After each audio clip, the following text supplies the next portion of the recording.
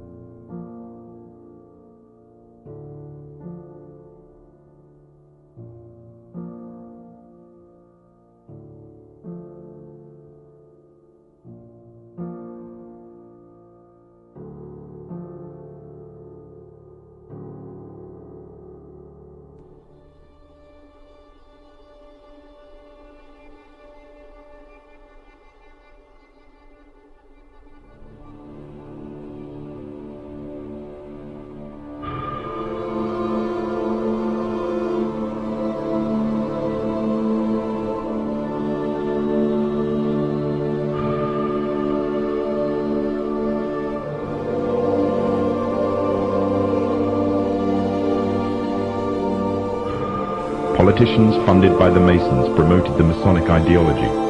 The secret lodges of the Masons were open to members of the French army. High-ranking officers and generals were indoctrinated to the Freemasons' way of thinking. With the people, the politicians, and the military of France under Masonic control, the Masons could finally strike. Freemasonry has worked in a hidden but constant manner to prepare the revolution. We are then in complete agreement that Freemasonry was the only author of the revolution, and the applause which I receive from the left, and to which I am little accustomed, proves, gentlemen, that you acknowledge with me that it was Masonry which made the French Revolution.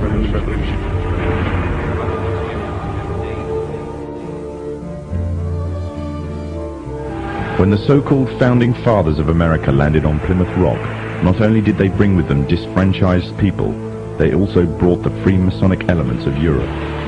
The injustices which the fathers of America were escaping from in Europe was also to be found in the new land, in the form of a tyrannical British regime. In order to gain complete dominance of the new state, the Masons used the same methods to gain control of France. Although the British monarchy was run by the Masons, the American War of Independence was a necessary action, and the people involved in the war were expendable for the Masons to fulfill their dream. Emotions of the people were manipulated into anger, and just like France, anger turned into war. This time, however, previous mistakes would not be repeated. The near defeat the Masons faced against Napoleon and his army in Europe taught the Masons a lesson. Any forthcoming leaders of the resistance must follow the Masonic agenda. The best way to do this was to ensure the leader himself was a Mason, and the leader who took the war to the British was none other than George Washington. On the 4th of July 1776, the Declaration of Independence was made. On the 17th of October 1781, the British were finally defeated and surrendered the colonies to the Americans, and the world's first Masonic state was born, a nation that would represent Masonry in every way. A sign of the Masonic presence in America is plainly visible on the dollar bill, which carries a picture of George Washington, the first Freemasonic president in the world, and a picture of the Freemasonic symbol of the so-called all-seeing one eye.